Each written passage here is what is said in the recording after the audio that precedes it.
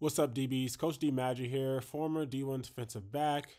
Here to go over some one-on-one breakdowns from the Under Armour All-American game presented by Rivals. So thank you, Rivals, for this great content. And this is my first time watching this particular clip, but just watching these types of all-star games, like these are 4 and 5 stars, and they still need just as much work as guys who want to be in their position. You get 4 or 5 stars just by being athletically gifted.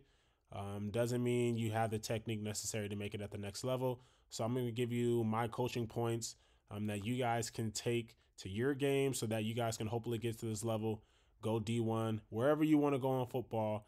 I hope I can help you out with this video.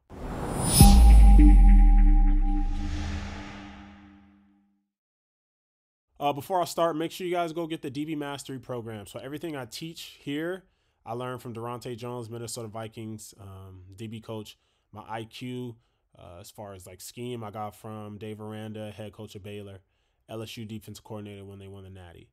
All right, so he's in the slot. When you do one-on-ones, I just suggest being outside leverage, because when you go to college, when these guys go to college, that's where you're going to be. The only time you're inside leverage in the slot is if you're in cover 0 or 2-man, which is mandatory inside trail. Most of the route tree is outside. Speed out and up, 10 and out, slot fade, corner. All right. So really the only deep routes that you need to worry about in one-on-ones is, intermediate would be the dig, and then the post, which you can play from outside leverage, is playing the high shoulder. All right. If you play inside leverage, there's just so much space for them to run away from you. So he's attempting to do an outside leverage scooch. So you're going to have your front leg up and you're scooching. You're giving ground. See if I can slow this down. Or you're supposed to give ground on the vertical stem. So you're scooching for the 3 steps. So if he's vertical within that slant range, so he hasn't even really taken his any steps yet. So we're scooching so we can break quick on the slant, break quick on the out. And then once they pass that 3-step range, we want to look to squat. I think we squat a little too early here. Now we're just kind of standing in front of him. And he has like 3 yards to avoid us, which he's going to here. It's just too easy. So again, keep scooching until it declares.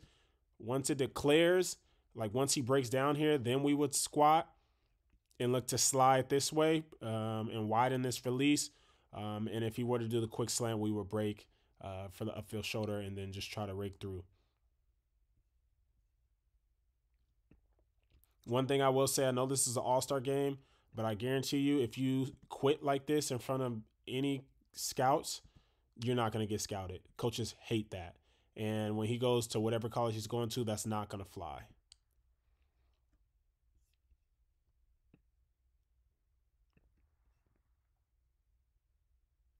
Drive out of your break, all right? Guys do this all the time, and it's a hard habit to break, which is why I suggest starting with this discipline, eye discipline. Look how when he breaks out of his break, he's not looking to drive and close space to the receiver. He's looking for the ball. In an All-American game, even at a normal camp, when you have a decent quarterback, he's going to throw to where we can't get to it, and you're always going to be slower out of your break. And when you don't have your eyes on your man, you can run past the catch point. So like a hitch can turn into a touchdown really quick because we're not driving to the target. Almost make a play. At least we tackled him, and you don't want to tackle in one-on-ones. But you see how he runs past the ball? All right.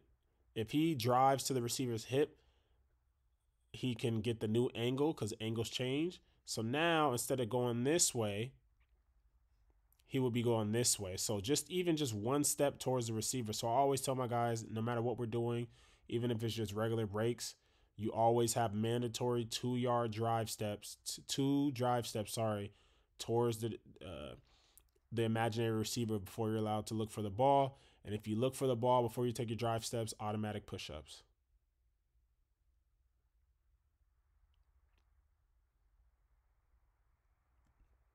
Kind of the same thing here. You see how you get, like, there's no progress. All right. You see how when we break, we're still in the same spot. He actually drives there first. I would just say our feet just need to be better here. They need to be tighter here. I like this. So I like the tight feet here, moving with the stem. We open. We just don't get anything out of our break really. And you see how we run past the break point. You want to make sure you wrap up. Good technique here. He's reading the quarterback. So I wish you guys could see me, but pretty much, let me try to explain this. So you're reading. So if you read three step, which is what I think. Oh, he got intermediate. So let's just talk about three steps. So what a three step from a shotgun will look like? Basically on hike, the quarterback doesn't take a drop. He basically just kind of maybe takes one step back, or most times he just turns and looks directly at the receiver. So that's three step. That's hitch. That's slant. If because even in one-on-ones, a quarterback's supposed to be practicing his drop. So basically, if you're looking at the quarterback in man coverage and he takes a drop, now we're thinking intermediate to deep. So now intermediate, we're thinking deep curl to dig. If it's an inside route, we're just going to keep it at those. And then, the longer the drop, the longer the route at the end of the day. That's the best way I can explain it. So he's reading intermediate in man coverage, then gets his eyes back to the receiver, maintains his inside leverage, does a good job there. And then now he's already kind of anticipating what the route is. So the longer, like the receiver just stays vertical in a straight line without like true speed. You see how he's kind of tapering his speed? Like that's not as fast as he can run. And, the more comfortable you get doing this technique, the more you'll be able to gauge how fast someone's really trying to run at you. But he just does a good job reading the drop, anticipating the route. Good job here. Um, we're in the slot. I would not suggest backpedaling in the slot. You're not gonna like if you backpedal in the slot, you're gonna give them all the space they need to do whatever they want, and your breaks aren't gonna be as crisp. I would suggest being an outside leverage scooch. It's just too hard to guard guys in the slot as it is. We have correct leverage. I just would not go with this footwork. A straight backpedal in the slot, it's gonna be really hard to keep up with guys.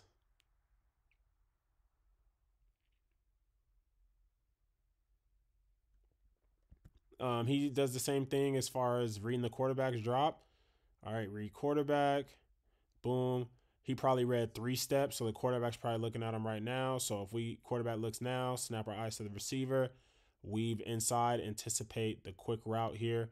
Um, I think that we just need to finish high shoulder. He does everything else correctly. Good read, good weave. Just got to drive high shoulder.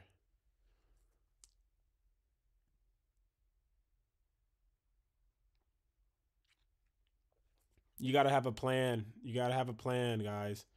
One, I think are we outside leverage? I can't tell. I think we're inside leverage. I think we're inside leverage.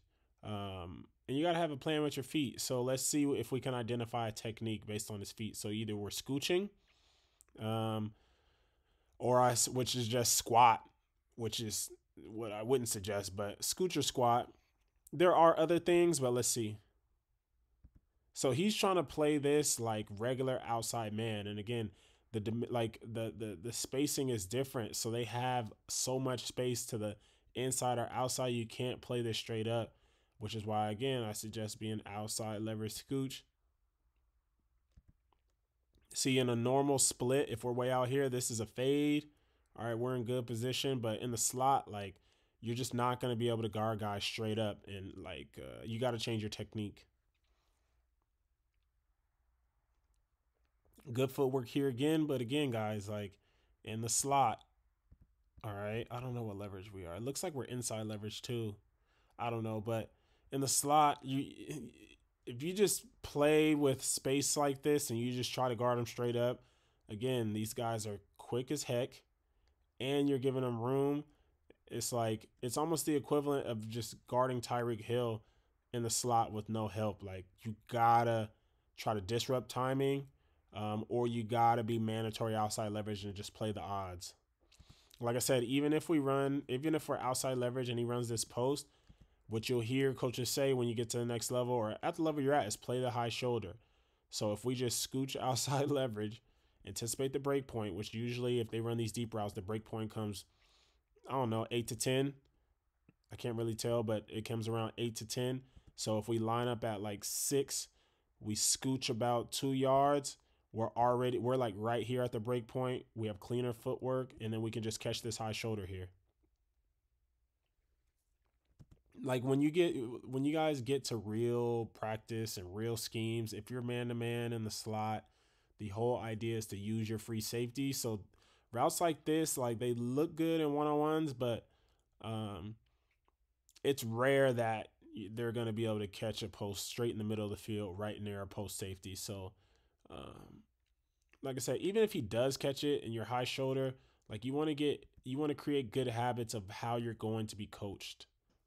Even in one-on-ones, I always tell my guys, act like you have a post safety.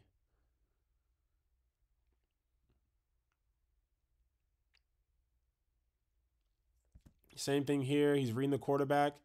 And again, I wonder if I don't know if this is the same guy who did it correctly the first time, but he's doing a good job, reads it. All right, stays inside. But look, right out of his break, look where we're looking. Look where we're looking. Drive to your man, drive to your man, drive to your man, guys. Like imagine running a 100-meter race looking at your opponents as you're running. Like not Usain Bolt when he's already won the race and he's looking the last whatever 10 meters. Like imagine starting the 100-meter race. All right, because the real race in one-on-one starts at the break point. Okay, so the real race starts here. Imagine starting the race looking to the side instead of the finish line. The hip is the finish line, close space. Trust me, it'll help you. It'll help you get that extra step. And I don't like us being inside anyway. I've said I don't want to beat a dead horse. Um, and kind of jumping a guy here, it may work, but again, especially in one-on-ones, they have so much freedom to do whatever they want. So he's gonna get around you regardless if he's a good guy, if he's a good receiver. And these guys are all Americans, so they should be able to get by you. I wouldn't suggest this technique, but what I would say is that stay outside here, all right? Because based on his stem here, the literally if he runs inside or in breaking route, the only route he can do is a deep over, and he would have to get vertical more here and then break it off, and then we would slice or undercut at the break point. But stay outside leverage here. There's a high chance he's going back out. Like I said, there's more possibilities to the outside than there are to the inside. Just stay outside. It would run back to you.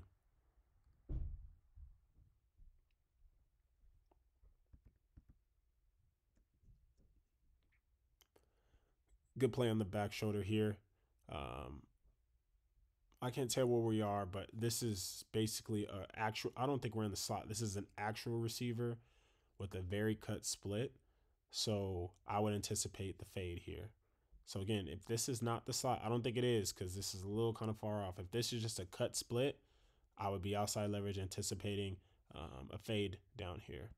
But good job on the fade. So if it's back shoulder, get chest to chest, turn and locate the ball, play through the hands. That's textbook. That's exactly how you teach it.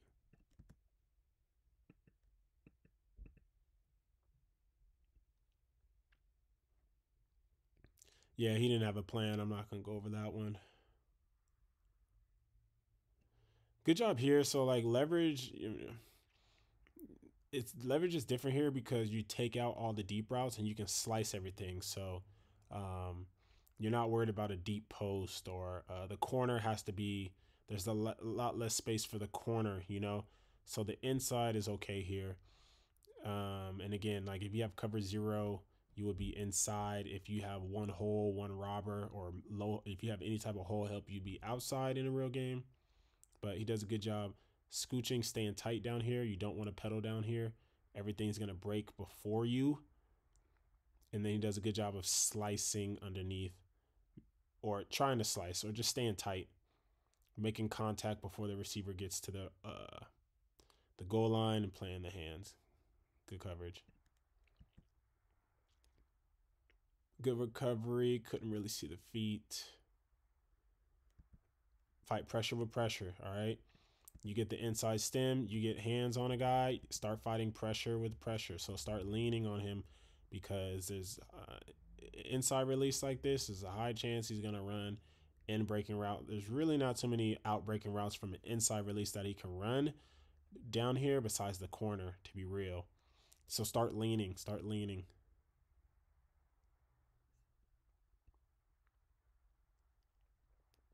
You see what I said? You see how he's able to make this play from outside leverage from that upfield shoulder. When you get down here, um, in the inside throws, they have to be, even though it's the easiest throw, they have to be on the money. Like anything high like this or anything back here, we're going to get to it. So it literally has to be away from us for them to have a chance. But like I said, you still have a chance to make plays on in breaking routes from outside leverage. So I would suggest being outside leverage in the slot.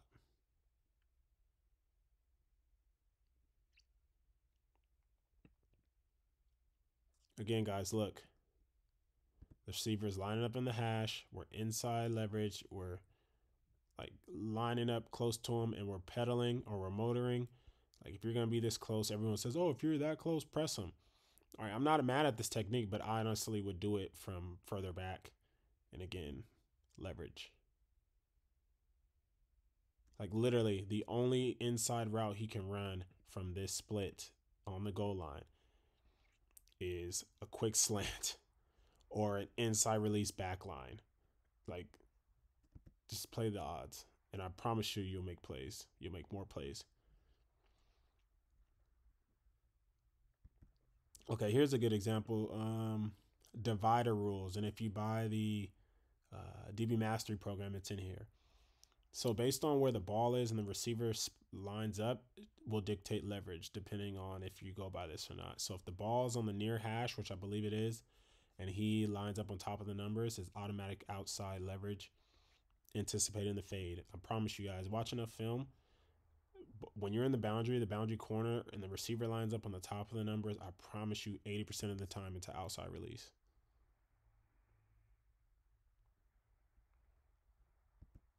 All right, I'm just going to stop it there. I'm going to let it roll. But again, guys, grab that DB Mastery program. Everything I talked about is in there: leverage, technique, when to use it, IQ. I like these videos. Send me some suggestions on what you might want to see, high school, college, whatever you can get your hands on. I'd love to review it. I appreciate you guys' time. Peace.